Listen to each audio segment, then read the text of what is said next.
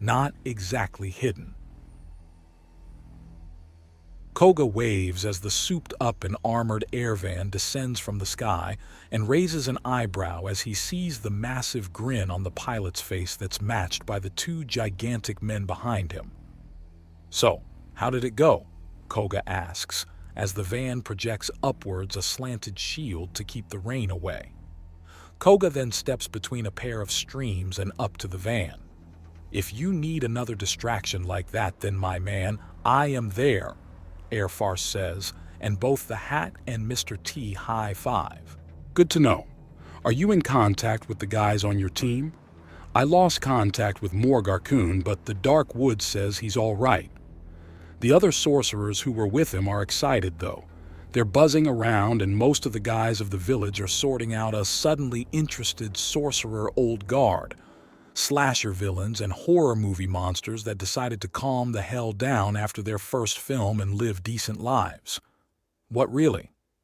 "The kid in the mushroom forest you helped is known as the City Shaker, and he introduced himself by rocking the capital city of an entire planet, smashing one of its biggest office buildings in one shot, and then burying its CEO alive in solid stone. Kid held out on us." Air Farce notes even as Mr. T and the Hat step out of the van and stretch out a bit. He's conscious about collateral. "A good thing to be," the Hat remarks before cracking his neck a bit. "But we got word of a win. What was it? Has he found some hidey hole? Are they physically morphed to be unrecognizable? We're not running off a lot of data. They woke up a local forest to be a new dark forest, meaning there are two now, but this one has its own voice. I need to go see it in person to actually talk to it. And I can't cheat by just warping to where Morg is. He's not dead or even hurt, he's just elsewhere? How do I explain this?" "Badly so far," Mr. T remarks. Koga gives him a bit of stink eye before sighing. All sorcerers are both allied with and part of the Dark Forest. There are now two forests, though. They're talking to each other. The elder is teaching the younger, but they're different forests, and Morg is currently a sorcerer of the forest on this planet, not the one on Serbo. So he can't just go to that one, and I can't just go to him, which is weird. It's almost like the two forests are distant sorcerers to each other or something. I don't know what's fully going on. I need to go to the new forest to see." "So, you're asking for a ride?" Air Farce asks. "I'm asking for a ride, please," Koga says. "Oh, that was very polite," Mr. T notes. "Very oriental of him. Quite formal," the Hat says with his hat low over his face and an asshole's grin. If Koga's eyes rolled any harder, they'd unscrew from their sockets. "Anyone else coming? Or did the rest of the sorcerer boys already blip back to Serbo?" Air Farce asks, before he gets a call on his communicator that has a custom ringtone of a wolf whistle. He puts it on speaker instantly. "Hey, honey, is everything going well?" "Things are mostly sorted out, and we're leaving the now thinking and active mushroom forest. Morg Arkun wants to spread the new forest, and Magikemka wants out of the rain and cold. So we're heading north to where it's drier," Onyx explains, and Air Farce grins. "Oh, beach party? Maybe. I'll let you know where we set down. How's the scrambling and electronic warfare holding up?" Onyx asks, and Air Farce checks a screen on his dashboard. "No notifications or status updates. Most of the hunters can't tell up from down, and let me tell you they got pissed when we dropped the disguise of Morg and Magi being in our van," Air Farce says with a grin.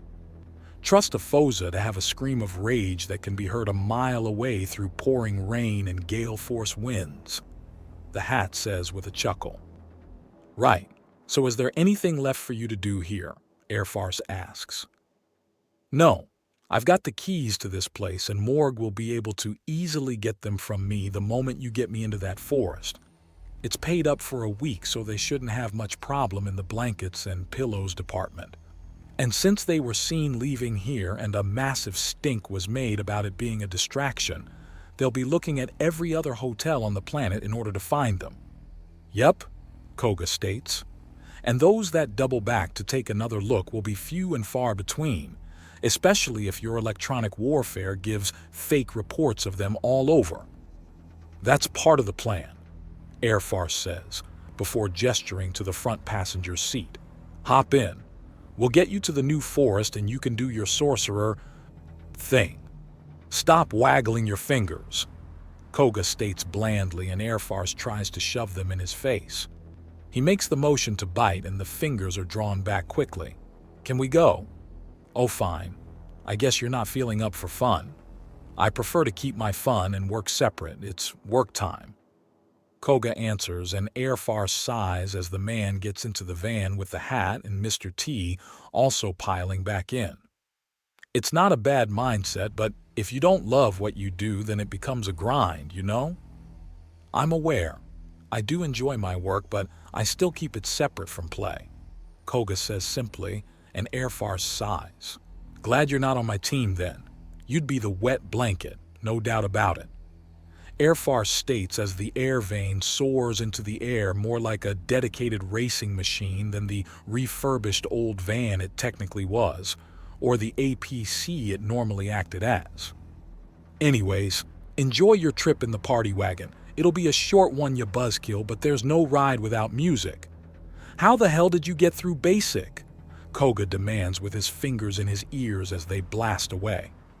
Buddy, I was a nightmare and a half for my commanding officers for a solid 2 years before the beacon even arrived on Earth. I continued to be a pain in the ass throughout it and was told in no uncertain terms that I would either be facing the court-martial to end them all or I would march my flyboy ass up to the recruiting efforts and show everyone that I can and indeed have landed jets on doghouses and piloted choppers through inner-city restaurant drive-thrus. After that, they trained me to be up to snuff as a ground pounder. But, my man, I've always been a flyboy. If you are that good, then why would they complain? Koga asks. Because a pilot that can thread a needle at max speed and weave through an inner city without so much as scuffing paint or breaking a single window is impressive as all hell. A pilot that actually does that induces mass ulcers in the command, panic attacks in the civilian population, and causes all lawyers attached to the military in any way, shape, or form develop rapid onset rabies. I'd imagine so. How did you avoid the firing squad? 0 damage on the machines means that it's all eyewitness reports and easily faked movies or reports. So when the stunts you pull are just that insane and easily faked by a child, they tend to get disregarded, Airfarce says with an enormous smile. Got it. You're crazy, but also crazy good, so it balances out, Koga notes. Now you're getting it, Airfarce says with a huge grin. He then takes one hand off the wheel and reclines into an incredibly relaxed position. This baby handles like a dream. Flying this fast in weather this shit back home would be hard as hell. Here, casual and cool. If I stuck my hand out this window, the raindrops may very well shear through the bones. Not really. Me and this lug have been tossing charges and bombs out the side as part of the distraction, Mr. T says and gets an elbow in the side from the hat. Isn't it supposed to be, this lug and I? The hat mocks and then gets an elbow in the side himself. Pretty sure that's wrong too. Galactic trade is a weird language. Maybe we should switch to Spanish, Airfarce offers. You're the only one here that speaks Spanish, Mr. Tay reminds him. My main language is Zulu, the hat remarks. And I am Japanese in both lineage and verbiage, Koga adds. So that leaves English out too, Mr. T remarks. Oh, podemos hacerlo de todos modos, Airfarce suddenly. Futhi la facia, the hat replies. Indeed we are, Mr. T says in English with a slight Oxford accent. Nan sai desu ka? Koga asks at once, questioning their maturity and participating in the joke. I think we should stick to galactic trade. I only understood Mr. T, Airfarce says with a chuckle as he starts to descend toward the now visibly changed mushroom forest. And that does not match up to the topography maps. implying you didn't understand your own words. Koga can't help but ask, and Air Farce outright snorts. Something like that, the crack pilot says as he makes the borderline flying box dance and settles it under a massive glowing mushroom. All right, passengers, we're here at the trippy as all get out mushroom forest. Don't let the door hit your ass on the way out. Tip your waitress, and in case of emergencies, bend over, place your head between your knees, and kiss your ass goodbye. I'd rather go down fighting, thank you, Koga remarks as he opens the door. I knew I liked you for a reason. You got our number. Feel free to use it if you need anything else.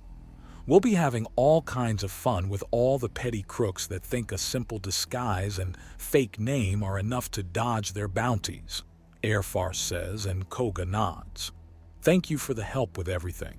It's good to have backup roaming the stars, Koga says. Hey, we're both undaunted, and this was good training for protection detail. Although we are expecting the favor returned if and when we do work when you sorcerer boys have a target in your turf. Sounds good, though you'll have to ask if you want it to be more funny, efficient, or slasher film style, Koga says with a slight grin, and Air Farce laughs. Oh, we have got to do bounties around Serbo. That'll be hilarious, the hat says as Air Farce tries to form words and then giggles again as he pictures just how things will happen with sorcerers working with the Chainbreaker crew. It's not that funny, Koga says before he pulls out his communicator and starts up a familiar video. This is that funny. Let me see, Air Farce says, as Mr. T instantly snatches the device, and there's a half-second blitz where everyone wrestles into position. The horror movie sting of Dale ambushing a general in her personal escape ship, Bernard chasing down an increasingly terrified noblewoman at a walking pace while wrestling music plays, the ominous strings of the Jaws theme as Imagar completely shreds a hovering parade float, and then all three men outright laugh at Koga's strip-o-gram turned kidnapper routine overlaid with badly played saxophone music. You seriously painted justice across your abs? Air Farce demands through the laughter. Actually, I needed some help for that. I'm terrible when it comes to writing on my stomach, Koga says before holding his hand out for his communicator, and it's slapped into place in less than a second. I thought you said you like to keep work and play separated.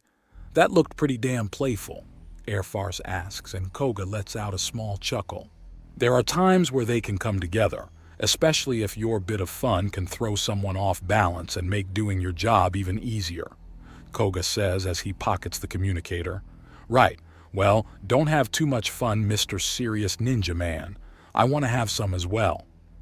I think you'll be having enough for both of us no matter what I do, Koga replies, and Air Farce lets out, ah ah ah. Before the air van starts hovering up again, even as Air Farce scrambles back into his pilot's seat. Best of luck, soldier, Mr. T says, before the air van is suddenly racing away through the rain as if it had been shot out of a magnetic cannon. All right then, time to see just how this new forest reacts, Koga says as he breathes in deeply and walks into the glowing fungal forest.